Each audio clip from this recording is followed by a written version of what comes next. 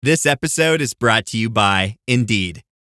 When your computer breaks, you don't wait for it to magically start working again. You fix the problem. So why wait to hire the people your company desperately needs? Use Indeed's sponsored jobs to hire top talent fast. And even better, you only pay for results. There's no need to wait. Speed up your hiring with a $75 sponsored job credit at Indeed.com/podcast. Terms and conditions apply. I'm always looking for ways to show my cat how much I love her. And with Fancy Feast gems, I can pamper her whenever I want with a savory gravy on top of a gourmet mousse pâté. The pyramid shape makes serving simple, so all I have to do is peel and plate to make mealtime feel extra fancy. And with 2 entrees in every pack, it's easy to turn every day into the extraordinary. Fancy Feast gems. Hola, soy Hanna Fernández, divulgadora especializada en bienestar, descanso y longevidad. Soy autora del libro Aprende a descansar y autora de este programa de podcast, una guía práctica en la que vas a descubrir de la mano de los mayores expertos cómo cuidar tu salud y tu entorno para vivir más y vivir mejor. Hoy tengo el privilegio de volver a conversar con uno de los grandes referentes mundiales en cronobiología y además una persona que admiro muchísimo, el profesor Juan Antonio Madrid. Juan Antonio, bienvenido. Buenas tardes, Hanna. Menuda presentación me acabas de hacer. No, corta me quedo. Voy con la parte más oficial, ¿vale? Pero es importante. Catedrático de Fisiología de la Universidad de Murcia, académico, y además diriges el Laboratorio de Cronobiología del Instituto de dicha universidad de Investigación Biomédica. Y además estuviste, ahora ya no sé si estás dentro de ChronoHealth o ya no estás, ¿sigues estando dentro? En realidad ya no dirijo el laboratorio, sí que fui fundador, sigo trabajando en el laboratorio y sigo trabajando en ChronoHealth, también en la spin-off de la universidad, centrada en el sueño. Claro, nosotros, tengo aquí la chuleta, grabamos por primera vez, este es nuestro tercer episodio, el primero fue el número 68, sobre cómo es el trabajo de relojero de la vida. El segundo que grabamos, ese fue justo en la pandemia, me acuerdo perfectamente. Ajá. El segundo, el 157, que titulamos España, un país que duerme mal, y ahí estuvimos hablando de, pues eso, de algo que también vamos a tocar hoy un poco, no tan de lleno, pero también hablaremos de cómo dormimos en España. Y hoy vamos a cerrar esta trilogía por el momento, porque lo mismo hay más, para hablar de tu nuevo libro, El sueño del Sapiens. Ya el primero, Cronobiología, me fascinó, que es, digamos, como más técnico. Este tiene una parte como un poco más histórica, antropológica, y ya pues me ha acabado de fascinar. Y precisamente vamos a hablar de eso. Entre otras cosas, vamos a ver cómo hemos dormido a lo largo de la historia y por qué somos como somos hoy y dormimos como dormimos hoy, porque eso tiene mucho que ver con lo que hemos hecho antes. Y sobre todo vamos a ver si al final nos das alguna idea de cómo hacer convivir este mundo tan loco, tan tecnológico, tan de las prisas en el que vivimos, con una necesidad tan fundamental como es dormir. Pero si te parece, antes de adelantarnos ahí, vamos a hacer un poco... O sea, obviamente el libro hay que comprarlo y leerlo, pero dicho esto, explícanos por qué el sueño ha sido y es tan determinante para la especie humana, para ser sapiens, para ser lo que somos hoy, y por qué ha sido algo tan determinante en nuestra evolución.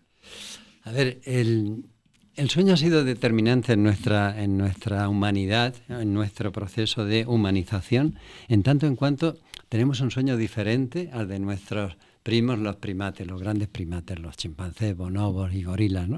Y ese sueño es diferente en 2 aspectos. Uno, dormimos más profundamente que ellos. Concentramos más el sueño, pero más profundo. Y en segundo lugar es que tenemos un tiempo de sueño REM, ese sueño de las ensoñaciones, que es fundamental para la neurogénesis del cerebro, proporcionalmente mucho más largo. Y además mucho más mantenido en el tiempo. Tenemos sueño REM importantísimo en tercer trimestre de embarazo, primeros 3 años, infancia. ¿Y por qué pensamos que el sueño REM nos ha humanizado, nos ha hecho sapiens? Porque durante el sueño REM tú generas una especie de realidad virtual, donde tú te enfrentas no solo a tus miedos, sino a situaciones, pues de la caza de un rinoceronte. En un momento determinado, ese sueño REM lo que hace es que quita la parte racional y te deja que empieces a conectar porciones separadas de tu cerebro, creando nuevas realidades. sin que sufran ninguna agresión. Esa es una parte muy interesante porque nos permitió evolucionar tecnológicamente. Pero es que hay otra, y es cuando tú sueñas, pues aparecen relaciones con personas muertas, con animales, y la gente ve que tú estás dormido, tú no te has movido. Por lo tanto, ahí está apareciendo algo, una cierta espiritualidad. Yo me estoy comunicando con el más allá, yo estoy viajando, ¿no? Y esto también creó, pues, el esbozo de religiones, de las leyendas que cohesionaban las sociedades. En definitiva, yo creo que tecnológicamente nos hizo progresar, pero es que además espiritualmente también nos dio esa cohesión necesaria para evolucionar. ¿Cómo dormíamos cuando estábamos en las cavernas? ¿Cómo dormíamos cuando cuando pasamos a ser cazadores? Bueno, en las cavernas éramos cazadores-recolectores, luego ya pasamos a cultivar, ¿no? A ser sedentarios y dejar de ser nómadas para ser sedentarios. ¿Cómo dormíamos? ¿Cómo ha evolucionado el sueño? Porque claro, esto de dormir del tirón no lo hemos hecho siempre así. No. Entonces, ¿cómo dormíamos antes? Bueno, lo primero, no sabemos cómo dormíamos hace 100.000 años, ¿no? Vamos a remontarnos a nuestra época en la que éramos cazadores-recolectores. No teníamos una vivienda, no teníamos ni siquiera una cueva donde dormir, porque tenemos que pensar que el Sapiens procede de una zona ecuatorial de África, donde el clima era relativamente benigno y además la duración del día y la noche era muy equilibrada. Entonces, ¿cómo podemos inferir nosotros, cómo podemos deducir cómo dormían hace 100.000 años? Pues yéndonos a las tribus Hadza, los San, que están viviendo en esa zona de Tanzania, de Botswana, de Namibia, ¿no? Y afortunadamente todavía podemos tener registros de cómo duermen estas personas con su vida nómada, su vida de cazador-recolector. ¿Y qué veíamos en esos registros? Primero, no se van a dormir cuando se pone el sol, como mucha gente piensa, para nada. Ellos socializan alrededor del fuego, cuentan historias, pasan 2, 3, 4 horas y se van a dormir. Pero sí se despiertan al amanecer. Se despiertan con el arranque de la subida de la temperatura ambiental. Estaban perfectamente sincronizados con ritmo de temperatura. Y cuando empiezan a dormir, la temperatura ya está bajando. Un hecho que a mí me llama la atención es que no dormían más que nosotros. Que en principio el humano occidental, que tiene pues la oportunidad de dormir lo que quiere, no duermen más. Dormían muchas veces sobre una piel de impala, con apenas una zona enrollada para la cabeza y levantada, ¿no? Y luego, algo más, no tienen palabras para insomnio, aunque se ha encontrado insomnio en esa población, pero tan solo del 1 al 2% de la población. No hay insomnio para ellos en el sentido de que te angustia no dormir. Uh-huh. No dormir es algo natural en mitad de la noche y no les angustia. Y lo pasan, bueno, de una forma muy, muy tranquila. Eso sería una visión de esa época cazador-recolector. Pero, claro, no siempre hemos vivido en África. La necesidad de explorar, de abrir nuevas zonas de caza, les llevó a llegar a entrar en Europa. Y en Europa se encontraron con una situación diferente. Hacía frío en invierno y sobre todo que la noche invernal era muy larga, el día corto. Claro, tú no puedes estar toda la noche durmiendo, obviamente. Entonces hacían 2 sueños y ahí empezó a aparecer el sueño bifásico ancestral. 2 sueños. El sueño de primera hora y segunda hora. Y en medio, pues 2 o 3 horas de actividad. Cuando llegaba el verano ocurría lo contrario, es que se comprimía tanto la noche, estamos pensando en Suecia, en Alemania, se comprime tanto, que había que dar una cabezada durante el día y aparece el bifásico diurno, con nocturno, sueño nocturno y siesta. Y así va evolucionando el sueño hasta que llegan ya los avances tecnológicos de revolución industrial, luz eléctrica, etc. Has mencionado el fuego por ahí. Claro, el fuego ha sido fundamental, evidentemente, eso es innegable, en la evolución humana, por todo lo que nos ha permitido desde calentarnos a cocinar, pero también tiene cierto papel en eso que se hacía, ¿no? en esta segunda como fase que nos has contado, uh-huh. Cuando ya nos extendemos sobre todo hacia las zonas más polares, también tenía un papel fundamental en cuanto a esas actividades que se hacían entre sueños, esa socialización, y eso también ha sido parte fundamental para ser lo que somos. El sueño ha sido una tecnología, si lo podemos llamar así, que en realidad lo es. Perdón. Sí, el fuego ha sido una tecnología que yo llamo tecnología blanda, porque en lugar de dificultar el sueño, nos ha ayudado, ¿no? en muchos sentidos. Primero, porque nos proporcionaba en ese grupo que empezó a dormir en el suelo, que eso fue también otro avance importante, pasar de dormir en los árboles al suelo, nos permitió dormir más profundamente y durante menos tiempo.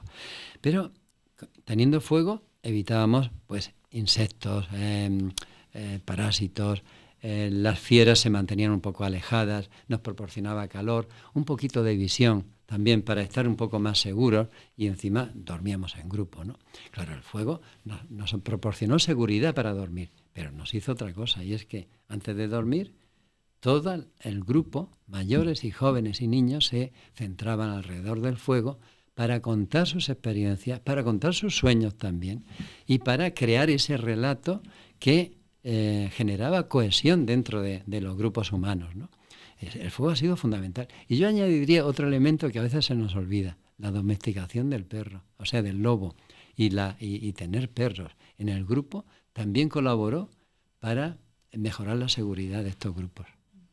Claro, lo mismo alguien que nos esté escuchando o viendo dice, espera un momento, si yo estoy harto de oír que hay que dormir con oscuridad, ¿qué me está contando Juan Antonio que dormían con fuego? Pequeño apunte técnico para que la gente también entienda que la luz del fuego no tiene nada que ver con la luz eléctrica que tenemos hoy en día en nuestras casas. En absoluto, en absoluto. Y sobre todo porque en ese caso no interfería en el sueño la luz eléctrica. eléctrica. Es que tiene tantas características diferenciales. Mira, la primera, bueno, en general, el fuego es un agente que te hipnotiza.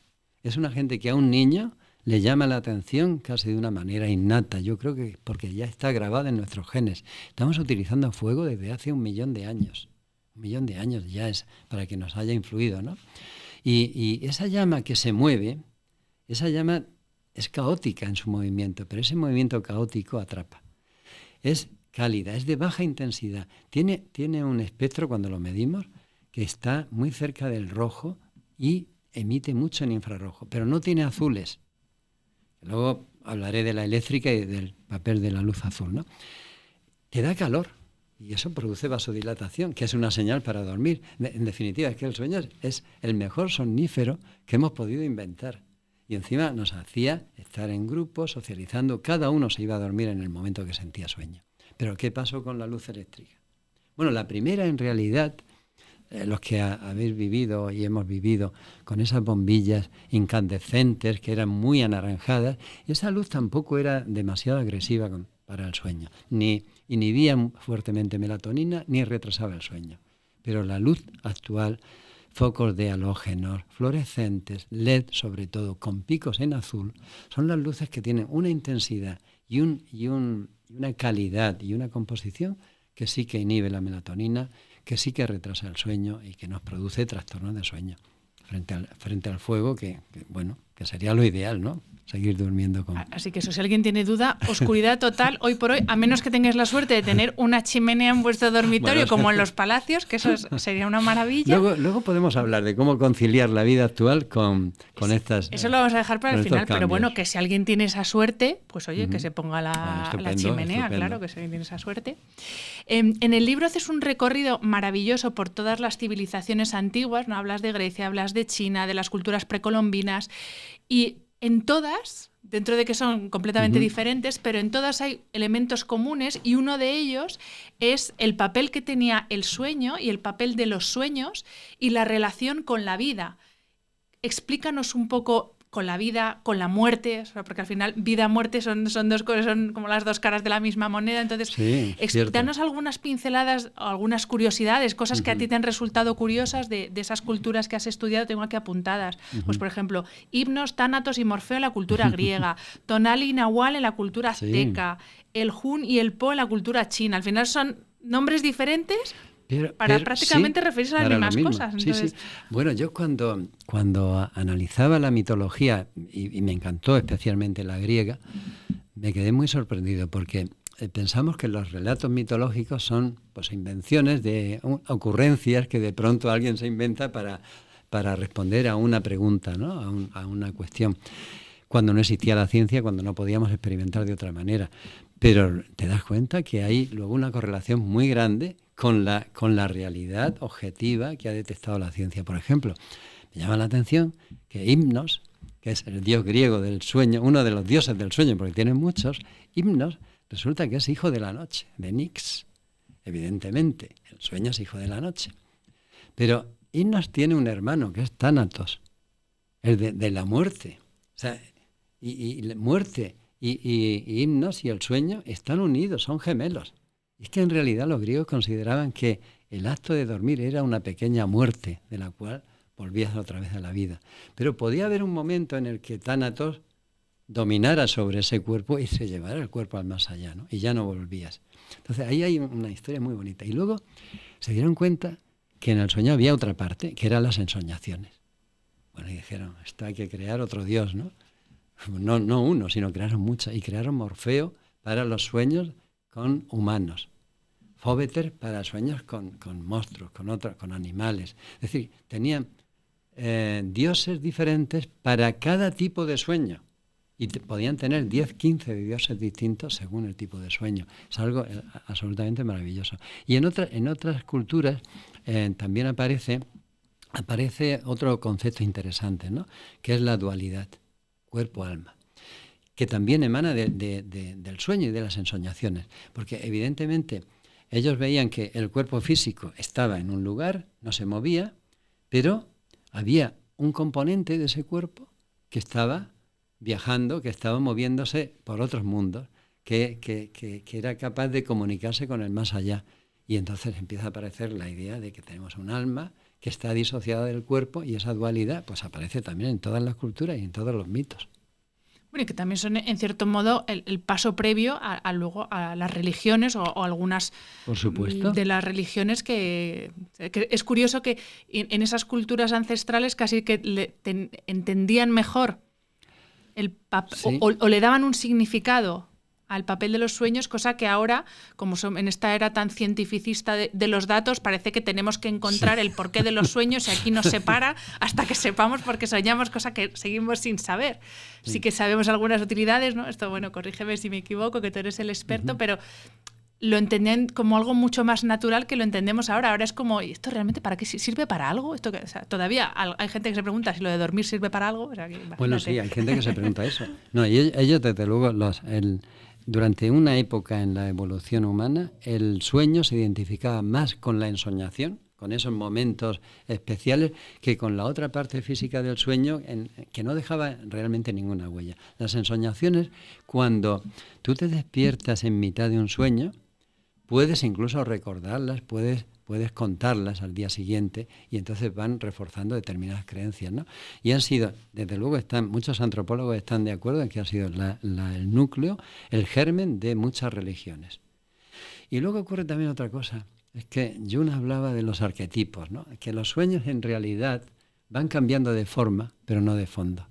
Los temas esenciales de los sueños se repiten, y por eso muchas veces encontramos esa correspondencia entre lugares tan alejados como Mesoamérica, Sudamérica, Europa, en el tipo de sueños, ¿no? Y hay otro momento que también es clave para el arranque o el origen de las religiones y de los relatos relacionados con las religiones, que es la transición entre el sueño, la vigilia y el sueño y vigilia. A veces se producen alucinaciones que se llaman hipnagógicas, que son esos bloqueos en los cuales tu cerebro todavía no ha despertado del todo, tu cuerpo está inmóvil, pero empiezas a creer que estás despierto y ves monstruos, ves apariciones, ves figuras fantásticas que se viven tan intensamente que tienes la seguridad de que está siendo objeto de una aparición del más allá, por ejemplo, ¿no? Y eso sí que se recordaba perfectamente y que daba lugar a unos relatos muy vividos, ¿no? Es que es alucinante, es que lo del cerebro humano es una cosa. Seguimos con este repaso histórico, y tú dices en el libro que con la llegada de la agricultura nació una nueva señal temporal, el tiempo social. Y a mí me da que aquí es cuando empieza la cosa a torcerse un poco. Bueno, inicialmente no tanto, ¿no? No tanto, pero bueno, no tanto. Fue los inicios. Porque cuando nosotros empezamos a cultivar, a hacernos sedentarios, aparecen las primeras ciudades, sí que aparece un tiempo social, pero es el primer tiempo social que desarrollamos son los calendarios, para saber época del año. simplemente. Pues cuándo sembrar, cuándo recolectar, cuándo hacer festividades, cuándo hacer ritos de unión, de cohesión del grupo, pero eso no altera el sueño en realidad, ese tiempo es muy, muy débil, ¿no? Luego creamos otro tiempo, que son el reloj, las horas, y empezamos a medir, a trocear el tiempo. Tampoco importó mucho, porque inicialmente, salvo en Egipto, en las culturas que necesitaban cohesionar grupos muy numerosos de trabajadores, por ejemplo, en las pirámides se trabajaban miles de personas agrupadas en una especie de turnos, se llamaban también los grupos gangas, ¿no? Eran de miles de personas, y ahí necesitaban relojes. Pero después no utilizamos los relojes, salvo en un lugar concreto, los monasterios. Los monasterios utilizaban el reloj porque había que poner coto, había que organizar la vida monacal alrededor de Dios, ¿no? del culto. Pero seguimos sin hacer mucho caso en la vida cotidiana de los relojes hasta que llega la revolución industrial. Ahí, ese segundo tiempo, el tiempo del reloj, ya empieza a extenderse, a democratizarse, entre comillas, y a afectar a nuestro sueño, a nuestro tiempo interno, ¿no? A entrar en conflicto. Y hubo también otro momento que a veces no se comenta mucho, y es cuando pasamos de tener un tiempo en cada ciudad, a pesar de que estaba medido con los relojes, por ejemplo, Barcelona y Madrid no tenían la misma hora, a tener que unificar el tiempo en grandes territorios porque el ferrocarril necesitaba salir a una hora y saber a qué hora llegaba sin tener que cambiar la hora en su recorrido. Claro, casi que nos has dicho que los egipcios son los pioneros de esto del trabajo a turnos o por turno. Pero era diurno. Sí. En realidad era para no sobreexplotar al mismo trabajador, ¿no? Detalle, pero sí. Detalle en esto de construir las pirámides. Pero has mencionado tú la industrialización, la revolución industrial, ese digamos que es el momento del tiempo moderno en el que no solamente se establecen esos trabajos a turnos, esos trabajos a turnos casi queriendo pensar o utilizando en este caso sí a los trabajadores casi como si fueran máquinas, ¿no? Sí. Y incluso trabajando 24 horas, pero ahí también es cuando realmente se puso un coto temporal al tiempo, valga la redundancia, o sea, eran las horas de trabajo, las horas de descanso, las horas de asueto. Entonces, digamos que la organización moderna del tiempo viene de ahí, de la industrialización. Sin duda, viene de la revolución industrial, la incorporación de la luz eléctrica, todo fue un poco unido, y ahí empezamos, ya en el siglo XIX, se intenta poner un poco coto al abuso de tiempo de trabajo, porque eran turnos agotadores, y empiezan a proponer la triada de que 1/3 de tu día debe ser para el sueño, descanso, digamos, otro tercio para el trabajo y otro tercio pues para el resto de actividades, para ocio y demás. Y así hemos seguido viviendo. En realidad nosotros seguimos con esa concepción. O sea, que llevamos más de 100 años pensando que tenemos que dividir el tiempo en esos tres fragmentos. En la actualidad, con toda la automatización, con todos los cambios que ha habido, yo creo que estamos ya más que preparados para dar el siguiente paso. Deberíamos de considerar al menos 4 facetas de nuestro tiempo, ¿no? Sería como un trébol que tiene un tiempo para el sueño. Debemos de dedicar un tiempo al trabajo, sin duda alguna. Un tiempo para los cuidados, tanto personales como de otras personas, porque ese tiempo es muy importante para que una sociedad funcione bien, y un tiempo para el ocio, un tiempo donde tú puedas dedicarlo a lo que tú quieras, ¿no?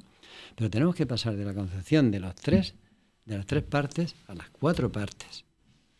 Claro, pero ahí lo de las horas de sueño, la media son las que son, o sea que no tienen que ser del mismo tiempo. Evidentemente, igual se entiende mal, sino que no son simétricas, no son iguales, ¿no? Tú debes dedicar, al menos reservar tus 8 o 9 horas para esa actividad que es dormir. No, por eso, pero a ver si algún iluminado va a decir, no, 4 horas de trabajo al día y ya está. No, es posible que me entendieran así, desde luego. Por eso, ya sabe Juan Antonio mejor especificar las cosas.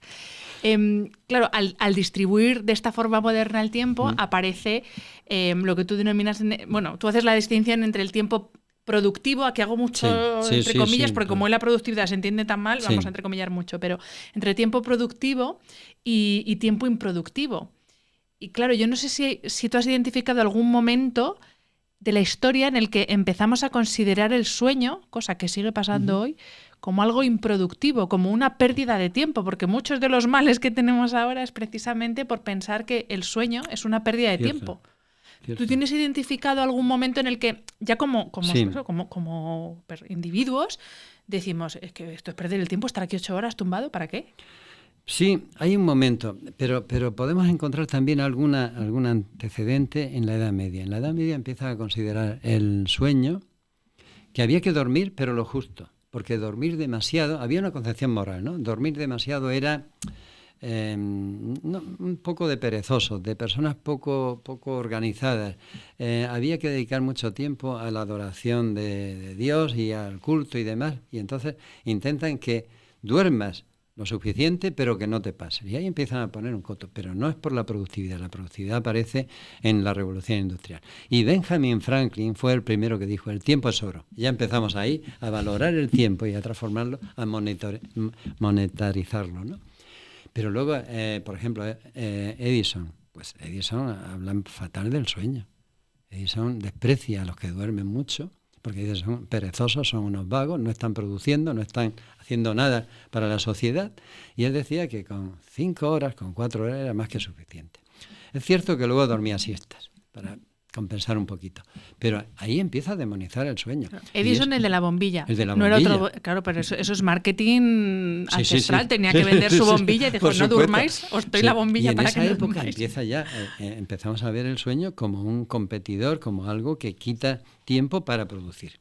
Y ahí es donde aparece ese tiempo improductivo, ese tiempo que hay que demonizar y que seguimos todavía en muchos grupos, por ejemplo, personas pues de alto nivel, muy competitivos, incluso en el mundo de la ciencia o en el mundo del empresariado y tal, que siguen considerando ese tiempo como un tiempo perdido, ¿no? Bueno, hasta tal punto estamos fatal que hoy por hoy ya incluso ese tiempo de descanso improductivo, entre comillas, el filósofo Byung-Chul Han lo dice, que es como, o sea, que lo dice en la Sociedad del Cansancio, que hemos llegado incluso a autoexplotarnos a nosotros mismos y hemos convertido ese tiempo que debería ser, pues eso, improductivo en el mejor de los sentidos, de descanso, de no hacer, ya no solo dormir, de no hacer, de disfrutar o de hacer cosas por el gusto de pasar un rato, lo hemos llegado a convertir en algo que también tiene que ser productivo, pues porque hay que la cena, hay que subir la foto a redes, esto tengo que contarlo, tengo que decir que está, ¿no? Entonces, hemos llegado ya a ir, se nos ha ido tanto la pinza que estamos en ese punto. Incluso el tiempo de sueño, y esto, a ver tú qué opinas, con los dispositivos que tenemos ahora para medir y optimizar el sueño, también lo estamos convirtiendo en algo que tiene que ser como productivo. No critico los dispositivos, que yo soy la primera, y por ejemplo el vuestro, el Chronogel, yo me he hecho el estudio y, o sea, tienen su utilidad y bien utilizados son súper útiles. Pero ya se nos está también yendo un poco, ¿no? El de tuerca, una vuelta de tuerca. Sí, en realidad la reflexión que haces sobre cómo hemos pasado de tener, pues digamos, un explotador o alguien ajeno a nosotros que nos imponía un horario y nosotros pues teníamos esos sindicatos que defendían al trabajador frente a alguien que era ajeno, y esa concepción ha cambiado completamente. Y entonces nosotros, como bien dice el filósofo Chun Lan, dice, nosotros interiorizamos esa autoexplotación, nos autoexplotamos y pensamos que cuando ya no estamos trabajando es que debemos estar también empleando nuestro tiempo en algo productivo, o bien formándonos en algo para ascender, o bien haciendo determinadas cosas que, y ya ha pasado, y eso es lo más grave, hemos pasado a ser nuestros propios explotadores, nuestros propios consumidores del tiempo que teníamos libre, y lo hemos transformado también en una actividad productiva. Y eso es muy peligroso porque ya no tienes a nadie contra quien protestar, eres tú mismo el que asumes eso. Claro, con la guerra interna que eso supone, porque luego cuando ya no puedes más dices, ¿pero qué estoy haciendo? Claro. Pero sigues. Y seguimos vendiendo nuestro tiempo cada vez más y más, y ese tiempo que teníamos para nosotros ya ha desaparecido. Y hablando de los dispositivos, justo hace poco coincidí con Borja Bandera, que sé que le conoces también, y dijo una cosa súper bonita, porque dijo, hasta ahora teníamos la información que teníamos de la salud era una foto fija, porque eran unos análisis, una radiografía, pero ahora con estos dispositivos, o sea, lo digo para que nadie entienda que yo los critico, por favor, nada más lejos de la realidad.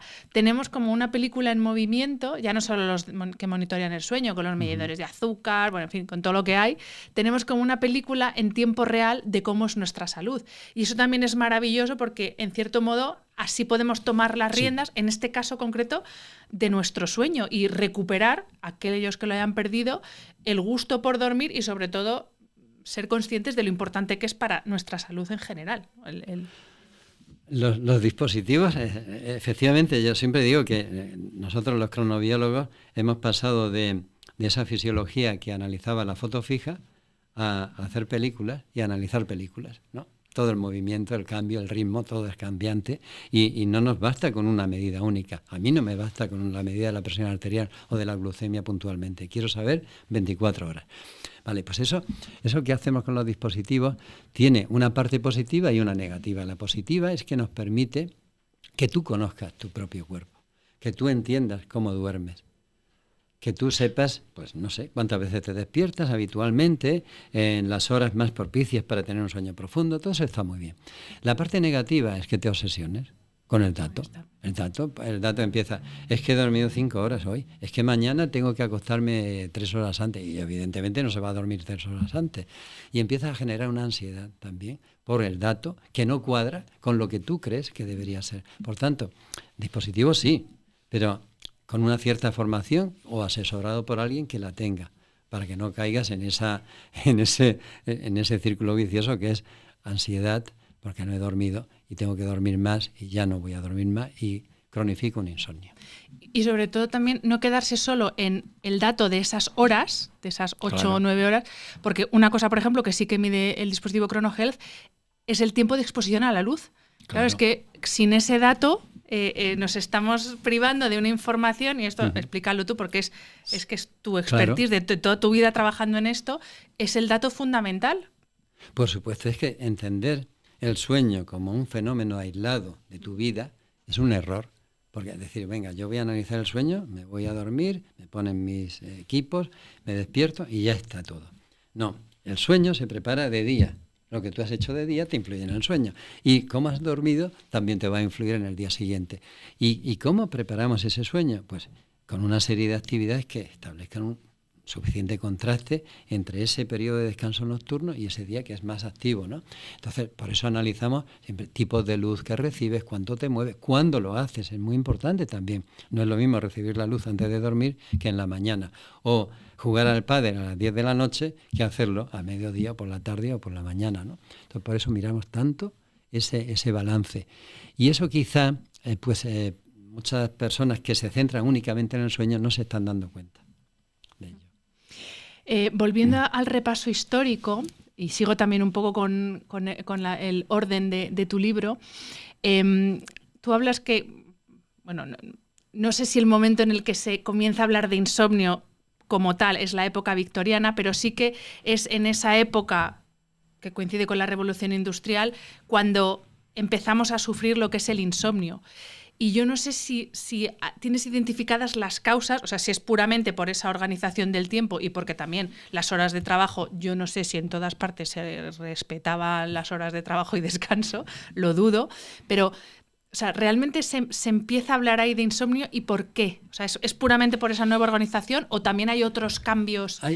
Yo creo que hay más cambios porque aparece, por vez primera empieza a hablarse de insomnio, aparece en la época victoriana y sin duda había insomnio anteriormente, porque siempre lo ha habido, pero en el grado en el que aparece ahí va asociado a revolución industrial. Aparece una palabra que es neurastenia, que era la asociación de insomnio, alteraciones de sueño con ansiedad, algo que se parece mucho a la situación actual, ¿no? Empiezan a preocuparse por este tema y sobre todo se preocupan porque ocurre en personas de alto nivel social. Personas responsables de fábricas, de empresas, que están todo el día pensando, que tienen una sobreestimulación mental que antes no existía. Lo que le pasara al trabajador importaba poco. Sin duda también tenía problemas de sueño porque hacían turnos de trabajo, ¿no? Y ahí empiezan a hablar de estos problemas del insomnio. Y además empiezan ya a comercializar productos para tratar el insomnio. Por cierto, también se quejan del insomnio en escolares porque tienen deberes y tienen que trabajar por la tarde-noche en esos deberes, ¿no? Pero bueno, aparecen los primeros tratamientos. Algunos, perfectos, son de higiene de sueño. Pero es que empiezan a administrar láudano, opio, morfina. Y una enorme cantidad de personas con insomnio se hicieron adictos luego a este tipo de opiáceos. Y se me ha ido lo que te iba a preguntar, no pasa nada, sigo por aquí. Vale, vamos a situarnos ahora en la época actual. Claro, además escuchándote, leyendo el libro, es que no se puede entender cómo dormimos si no entendemos todo el contexto de todo, o sea, de dónde vivimos, todo, cómo está todo, o sea, todo el contexto cultural, en todos los sentidos. Sí. Y, por supuesto, el contexto político también. No vamos a hablar del contexto político vale, español, mejor. No vamos a entrar ahí, pero sí, volviendo un poco a la idea esta de productividad, ¿no? Y cómo intentamos que todo sea productivo, que todos los momentos del día sean productivos, esto también tiene mucho que ver pues, con el modelo económico en el que vivimos ahora mismo, por lo menos aquí en España, que es el modelo capitalista, que busca precisamente eso, esa productividad 24/7, incluyendo también el momento de asueto, que eso es lo mismo alguien que nos escucha dice, ¿qué tendrá que ver? Pero es que tiene muchísimo que ver porque eso está, aunque no esté en nuestro... O sea, conscientemente, nuestro inconsciente sí que está, ¿no? Eso de ser productivo. Sí. A ver, pero esto que estás planteando incluso ocurre en un grupo de edad, en una población que no son trabajadores, son los niños y los adolescentes, porque son productivos tienen que ser productivos a todas horas, no solo en el trabajo en el colegio, los deberes, las actividades extraescolares. La jornada laboral de un chico joven puede ser superior a la de laboral, entendiendo todas las actividades, puede ser superior a la de sus padres, ¿no? Ahí ya tenemos un problema, ¿no? Pero claro, es que la sociedad 24/7 lo que pretende es que nosotros no paremos. Porque el sueño en realidad es una parada. Yo corto aquí, arranco al día siguiente y he estado 8 horas desconectado de todo. Y sin consumir. Y sin consumir. No produzco, es cierto, pero lo que más importa es que lo que más les importa es que no consumes. Claro, al no consumir, eso no puede ser. Tenemos que colonizar eso, tenemos que entrar ahí, tenemos que conseguir que en vez de 8 sean 7 y si no, si son 6, mejor. Y luego, claro, esto es la pescadilla que se muerde la cola, porque fisiológicamente esa privación crónica de sueño hace que nuestro estado de ansiedad, nuestro equilibrio emocional, por supuesto la salud física, metabólica, etcétera, se vaya todo al garete. Entonces, claro, es la pescadilla que se muerde la cola, porque en un estado de ansiedad, lo has dicho tú antes, aunque no eran tan conscientes de ello, pero el estado de ansiedad hace que durmamos peor. Entonces, esa disponibilidad que creemos que tenemos que tener y ese estar todo el rato produciendo no sé si es una de las principales causas de insomnio actualmente. Yo creo que sí. Seguramente más allá de temas hormonales, bioquímicos. Sí. Pero es que la proporción de insomnes no cesa de crecer. Si lo comparamos con ese 2% que yo hablaba de esas tribus cazadoras-recolectores, hasta este 25, 30, 40% según los tramos de edad, y hablo de insomnio crónico, es una diferencia enorme, ¿no? Y incluso hoy escuchaba una noticia del insomnio en población escolar. Bueno, que está disparándose, que incluso se llega a ver hasta un 20% de chicos jóvenes que han consumido algún fármaco para dormir. Bueno, eso también habría que recordar que España, además, dentro del insomnio general de los países desarrollados, España está a la cabeza, ¿no? Es uno de los países, el país con mayor consumo de benzodiazepinas de todo el mundo. Y eso tiene que hacernos reflexionar. Y en paralelo, ¿por qué está ocurriendo estos episodios o esta epidemia de insomnio? Pues sin duda alguna porque, lo comentabas tú, estamos hiperconectados, estamos con una cantidad de información que recibimos continuamente que no deja que tu cerebro se aquiete, no deja que exista esa desconexión. Y es más, cuando llega el tiempo de ocio, lo seguimos utilizando para mantener esa conexión. Y esa conexión a veces no es siempre relajante, muchas veces es muy estresante, ¿no? Y claro, incluso hemos visto en chicos jóvenes que dejan el móvil encendido, que reciben notificaciones en cualquier momento de la noche, que ves cómo encienden la pantalla y que durante la noche han fragmentado su sueño 3 o 4 veces. ¿Qué va a pasar cuando un cerebro que todavía está en desarrollo experimenta esos despertares? Al cabo de 15, 20, 30 años vamos a tener un adulto insomne. Claro, ¿qué significa un adulto insomne? Porque claro, no es solo que tengo un poquito de sueño por el día, que un adulto insomne, dinos así, para meter un poquito de miedo. Es que eso, los problemas hay muchos problemas, pero voy a plantear otro simplemente, muy sencillo. Te impide ser la mejor versión de ti mismo.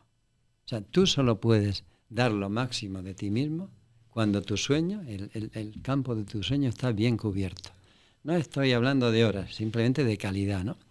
Una persona con insomnio pues tendrá que estimularse tomando café, luego tendrá que intentar dormir tomando algo que te anestesie para la noche, pero tú no eres la persona que podrías ser al 100% si durmieras bien.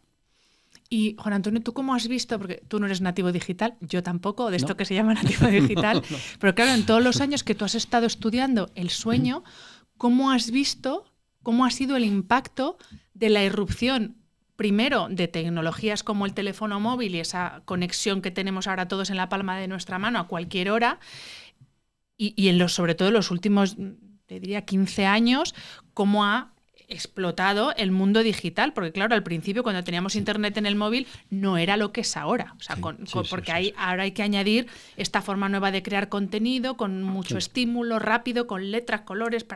Entonces, ¿cómo has visto tú en todos los años que llevas analizando el sueño de la gente la irrupción tan brusca de la tecnología? Claro, incluso me puedo remontar un poquito más allá, ¿no? Cuando aparece la luz eléctrica, es el primer elemento que empieza a quitarnos un poco de sueño y nos quita pues unos minutos, 30 o 40 minutos de sueño.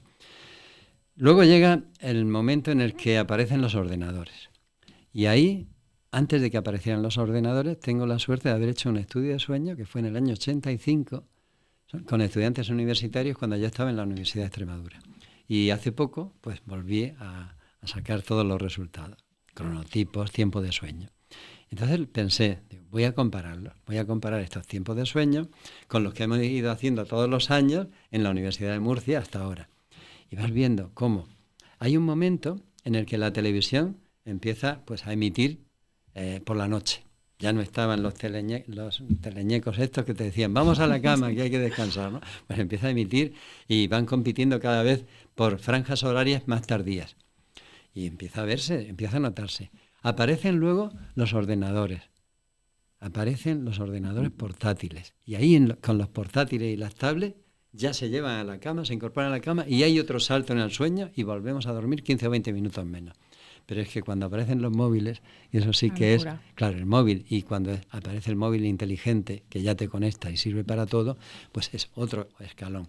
Entonces hemos ido pasando de dormir un tiempo a ir perdiendo 20, 30, 40 minutos conforme una nueva tecnología entraba. Claro, ¿qué le pasa al móvil? Que no es solo una tecnología luminosa que te da estímulos luminosos, es que el móvil tienes tú que activarte mentalmente y tu cerebro está continuamente pues maquinando, pensando, discutiendo o creando contenidos, como tú dices, ¿no?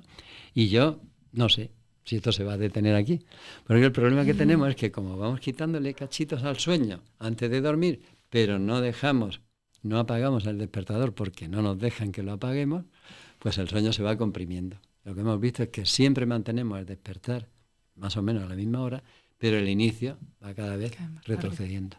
¿Y más o menos cuánto tiempo de sueño hemos perdido en España desde esa época? Desde la tele a ahora. Unos 40 minutos, 45 minutos. Eso de media, porque también englobamos un poco pues ese sueño del fin de semana que sube un poco las cifras, ¿no? Nos hace que el promedio suba. Y claro, estamos hablando solo de duración, que luego dentro de la duración habría que ver la calidad. Claro, porque hay que insistir mucho que lo más importante probablemente no sea la duración. Lo más importante es la calidad, la profundidad, si fragmentas mucho o no fragmentas el sueño. Y en eso, si no tienes un dispositivo electrónico, no lo ves. Pero bueno, claramente lo que hablábamos antes de esa hiperconectividad, hiperestimulación, esos niveles de ansiedad, eso impacta directamente. Incluso el consumo de benzodiazepinas que decías, eso impacta directamente la calidad del sueño. No es el mismo sueño. Esto es importante también explicarlo. Eso es muy importante, porque, claro, el sueño, hay un sueño que es el no REM, en el que no se mueven los ojos debajo de los párpados, en el que no tiene grandes ensoñaciones.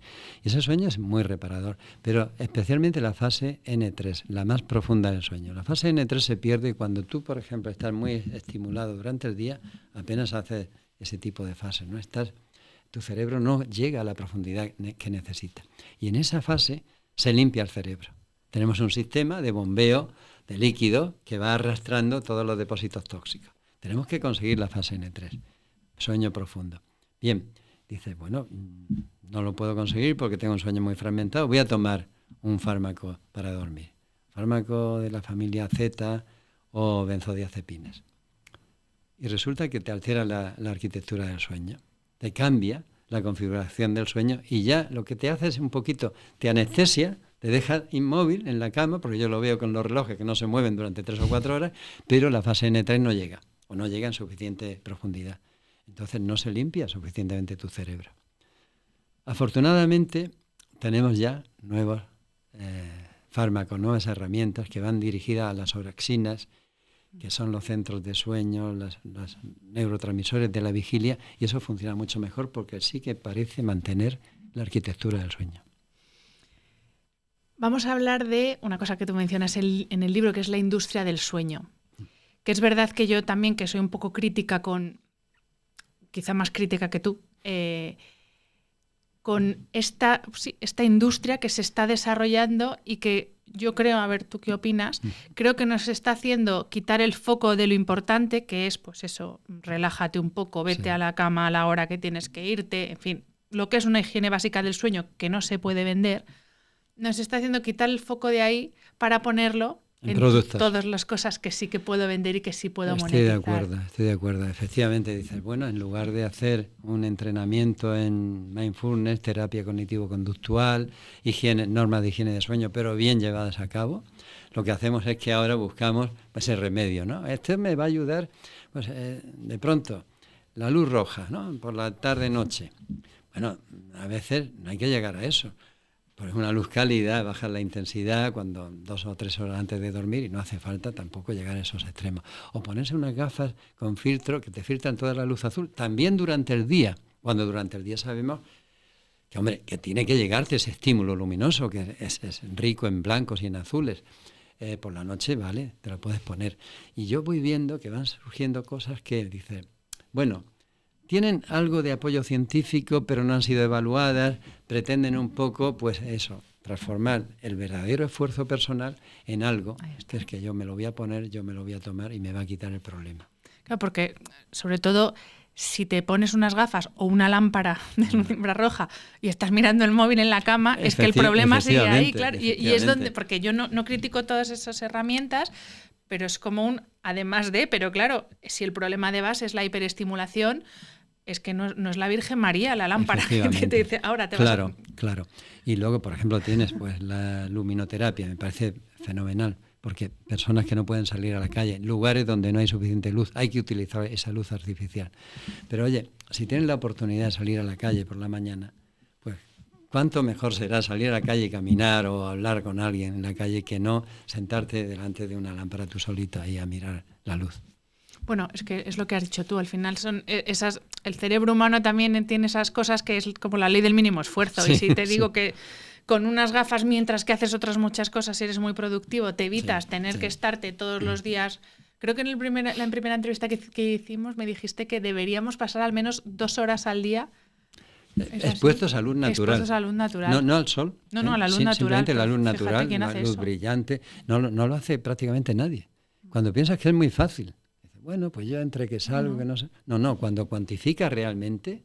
Ahora, por ejemplo, en otoño tenemos muchos datos y la media es de 30 minutos en una población trabajadora, ¿no? Fíjate. 30 minutos no es nada. Y claro, dentro de esta industria también del sueño está todo el mundo suplementación. Perdona, luz natural en exteriores. Porque, claro, evidentemente a ti dentro de una habitación de tu casa te puede llegar luz natural, pero está tan atenuada que no tiene el efecto... Porque incluso los cristales de las ventanas filtran un poco, ¿no? Que también te van quitando una parte de esos componentes, claro. Importante. O sea, y si no tienes jardín, pues abre la ventana. O siéntate siempre pegado a una ventana. Intenta que tengas un acceso a la luz muy directo. Y eso, el tema de los suplementos, que de nuevo, no es que sean un timo... Algunos hay que sí lo es. Algunos sí, otros tienen fundamento. Pero también, de nuevo ¿no? es, claro, a ti seguro que te preguntan, ¿que hay que tomar magnesio, rodiola, ashwagandha, melatonina? ¿Qué tipo de magnesio? Pero es lo mismo que las lámparas, no es milagroso. No, pero y además hay que conocerlas, porque hay, por ejemplo, nosotros hemos analizado gafas que te dicen que eliminan esa radiación de onda corta, que es estimulante, inhibidora de melatonina y que te estimula la vigilia. Y algunas, pues del 100% que dicen que filtran, no filtran el 100%, son el 20%. Hay que establecer un control sobre ese tipo de productos. O bueno, pues hay melatoninas que llevan un poco de melatonina y llevan 20.000 cosas más, ¿no? Es que no existe una normativa quizá que obligue a que ese producto que se va a utilizar en temas de salud esté garantizado y tenga una base suficientemente sólida, ¿no?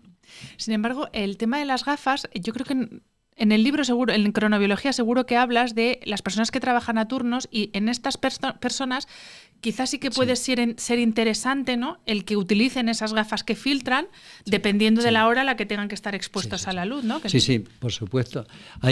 Si tú sales del trabajo de un turno de noche y vas a casa y vas a dormir después, lo que no puedes hacer es estimularte ahora con la luz del sol, vas conduciendo, te va dando en la cara. En ese sentido habría que colocarse unas gafas que te protegiesen de esa radiación, de ese estímulo luminoso. Eso es correcto, sí. Sí, por supuesto, yo no pretendo decir que no se utilicen, sino que se utilicen para lo que está prescrito, lo que está determinado, y que se utilicen productos garantizados. Eso también es muy importante. Efectivamente, porque unas gafas con un cristal rojo... No vale. Es como las lámparas estas de luz rojo e infrarrojo, las bombillas que tengan una mínima prueba de que son eficientes. Porque claro, una bombilla roja no por es tan ejemplo, difícil. Hay lámparas de luminoterapia que tienen un efecto que es de parpadeo. O sea, que emiten, se enciende y se apaga, tú no lo detectas, pero cuando lo mides con un aparato, detectas que hay ese efecto de parpadeo. Es un efecto que te produce fatiga y que te produce malestar. Luego, no puedes estar vendiendo un producto que te va a estimular por la mañana, antidepresivo, que te va a elevar el ánimo, y paralelamente me estoy metiendo algo que o bien tiene radiaciones de onda corta que pueden ser más perjudiciales, o bien tiene un parpadeo que te estimula también. Otra pregunta técnica, pero esta se me ha olvidado hacértela antes, sobre las distintas fases del sueño. Nos has explicado las distintas fases que hay, pero entre otras muchas cosas que medís los cambios de temperatura y los cambios en la frecuencia cardíaca. Entonces, ¿cómo son esos cambios? Porque me parece también muy interesante saber eso, que la temperatura no es estable durante la noche. Que la frecuencia cardíaca tampoco. Entonces, ¿cómo va cambiando esas dos variables que son de las que menos se habla al hablar de sueño, en esas distintas fases de sueño profundo, REM y sueño ligero? A ver, en realidad, como tenemos dos tipos de sueño y tenemos hambre y necesidad de cada uno de ellos independientemente, habría que mirar cada uno, ¿no? El sueño no REM, es el primer sueño que tenemos en la noche, de unos 60 o 70 minutos, el sueño reparador físico, el que te deja esa cara tranquila, relajada, plácida, esa mirada con los ojos cerrados, pero muy agradable. En ese sueño la frecuencia cardíaca es regular, la respiración es regular, la temperatura está bien controlada. Pero cuando llega el otro sueño, el sueño no REM, empiezas a agitarte, a respirar pues agitadamente. La frecuencia cardíaca a veces se dispara. La temperatura empieza a perder regulación térmica. Si estás destapado te puedes enfriar, pero si estás muy tapado te calientas más, ¿no? Y eso sería, a grandes rasgos, lo que está ocurriendo en los dos tipos de sueños. Pero a lo largo de la noche, globalmente, lo que sí observamos es que la temperatura interna de tu cuerpo, la podemos medir a nivel timpánico o rectal, va bajando. Conforme baja la temperatura, tu sueño es más profundo. Pero a la vez que baja la temperatura central, la temperatura de tus manos, de tus muñecas, y ahí es donde colocamos los sensores térmicos nosotros, aumenta. Y aumenta porque yo expulso el calor interno a través de mis manos, o a través de mis pies. Y ese es un mecanismo de regulación del sueño fantástico. Yo creo que olvidamos e infraestimamos mucho el papel de la temperatura en las viviendas. La temperatura muy alta no te deja dormir profundamente, muy baja tampoco. Por eso, últimamente se está hablando mucho de cómo regular la temperatura individual, personal, utilizando pues cubiertas, colchones, conociendo tu ritmo de temperatura. Yo te voy a generar uno que potencie ese sueño, ¿no? Entonces, yo creo que ahí habría que dedicar mucho más esfuerzo del que estamos haciendo, ¿no? Hombre, es muy interesante, sobre todo estoy pensando mujeres a partir de la menopausia con el tema de los sofocos, que es eso sí que te mata el sueño directamente, y ahí sí que podría ser muy interesante tener esa ayuda. O con estas oleadas de temperaturas que estamos teniendo, que no se puede dormir. Claro, tú tienes la alternativa de un aire acondicionado, pero no es lo mejor, ¿no? Si tú pudieras termorregular tu cuerpo independientemente del ambiente, sería lo ideal. En la parte final del libro, y ya vamos a entrar también en la parte final de la entrevista, hablas tú te imaginas una sociedad distópica en la que tiene mucho que ver, y no para bien, la inteligencia artificial. O sea, no porque no tenga su utilidad, sino porque puede agravar uno de los principales problemas que tenemos hoy en día, que es la cronodisrupción. ¿Qué ves tú, qué señales ves tú de que eso puede ser así? A ver, el ser humano tiende a la comodidad de una forma natural. Ha tendido a la comodidad de forma natural porque cuando éramos cazadores-recolectores teníamos que movernos necesariamente para comer, teníamos que hacer una serie de esfuerzos para vivir. Y claro, en nuestros genes está grabado que hay que ahorrar energía, porque ellos lo ahorraban. Ellos no se iban al gimnasio, ellos cuando podían se tumbaban porque tenían que ahorrar, ¿no? Tenían episodios de hambruna, de ayunos.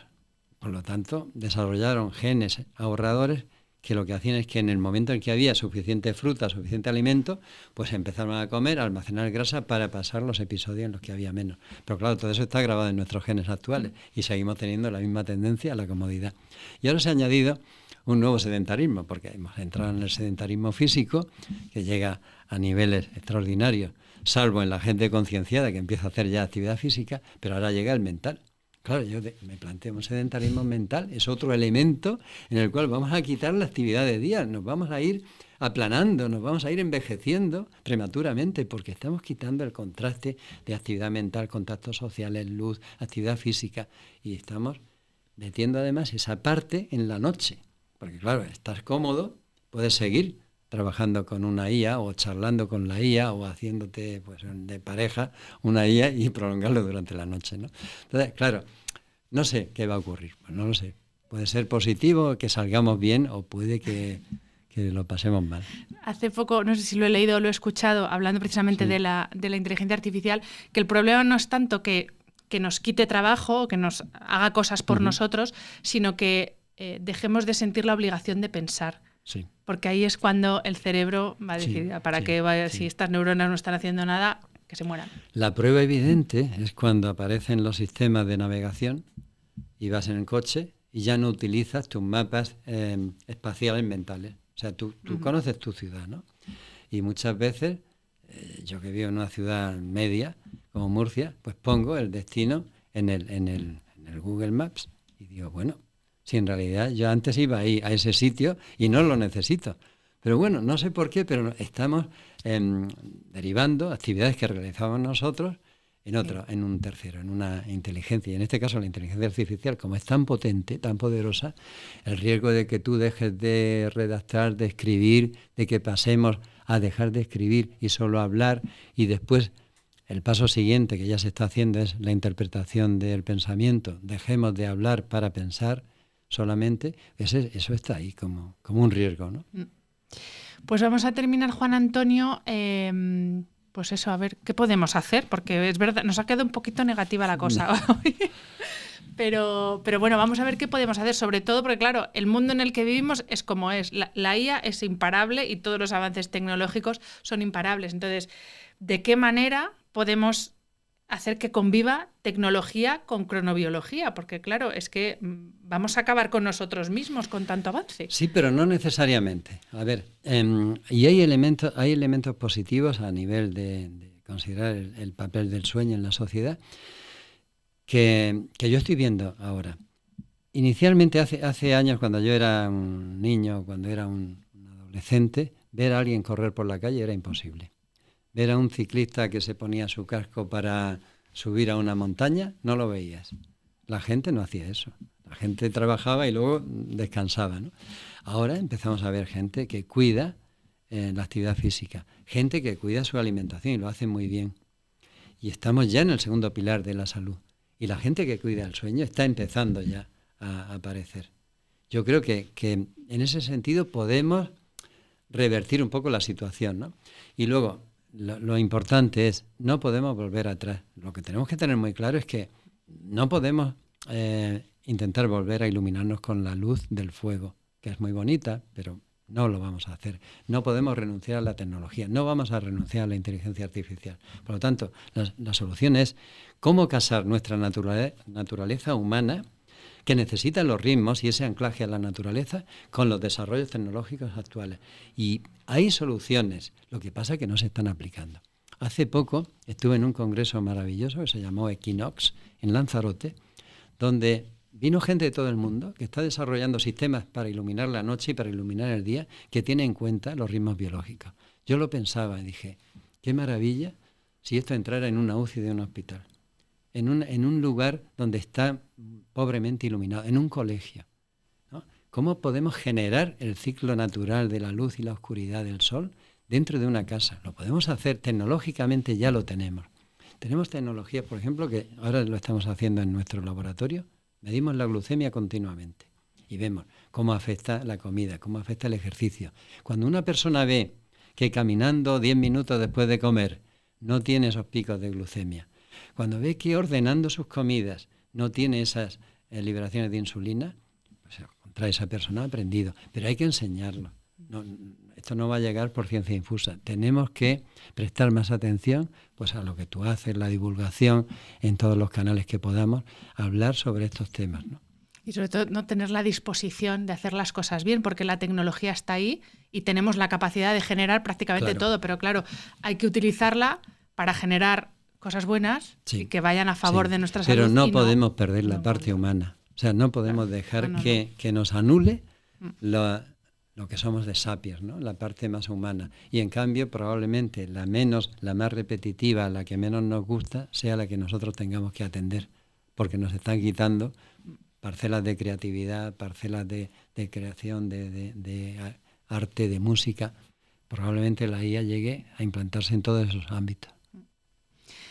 Pues Juan Antonio, millones de gracias. Gracias también por El sueño del Sapiens, el libro que me ha requete encantado, porque lo que decía al principio es ciencia y humanismo, que yo es como creo que puede progresar el ser humano, sin perder de vista los científicos, sin perder la parte humana y los humanistas, sin miedo y sin esa fobia que hay a veces, esa tecnofobia a los avances científicos. Así que gracias infinitas, sobre todo por el esfuerzo que has hecho, aprovechando que estabas en Madrid para venir.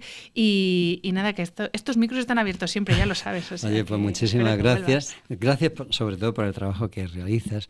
Y llevan razón que cuando yo me planteo escribir ese libro, no quise hacer un libro de recetas ni un libro técnico, sino un libro que pusiera en valor el sueño, que crease un estado emocional favorable al sueño, porque yo creo que lo primero que tenemos que cambiar son los sentimientos hacia el sueño. Coincido totalmente. Gracias. Gracias. Espero que hayas disfrutado de este episodio. Recuerda que este contenido tiene únicamente fines divulgativos, informativos y de entretenimiento. La información de este podcast y los materiales que comparto en mis redes sociales y en mi página web en ningún caso sustituyen el consejo de un médico o de un profesional cualificado. Tampoco sustituyen un diagnóstico o un tratamiento. Este programa de podcast es independiente y en abierto gracias al apoyo económico de marcas que apuestan por mi trabajo y que confían en mí para ayudarles a transmitir su mensaje. Los expertos que aceptan mi invitación a ser entrevistados en este programa no tienen ningún tipo de vinculación con dichas marcas a menos que se especifique lo contrario. Y todo el contenido que vas a encontrar en este programa, en mi web y en mis redes sociales que haya sido patrocinado, irá acreditado como tal. Gracias por ayudarme a que este proyecto siga siendo viable e independiente y por supuesto recuerda ir a todas las plataformas de reproducción de audio y también a YouTube para suscribirte y dejar tus reseñas. Gracias por estar al otro lado y hasta el próximo episodio. This episode is brought to you by LifeLock. It's Cybersecurity Awareness Month, and LifeLock has tips to protect your identity. Use strong passwords, set up multi-factor authentication, report phishing, and update the software on your devices. And for comprehensive identity protection, let LifeLock alert you to suspicious uses of your personal information. LifeLock also fixes identity theft, guaranteed or your money back. Stay smart, safe, and protected with a 30-day free trial at LifeLock.com/podcast. Terms apply.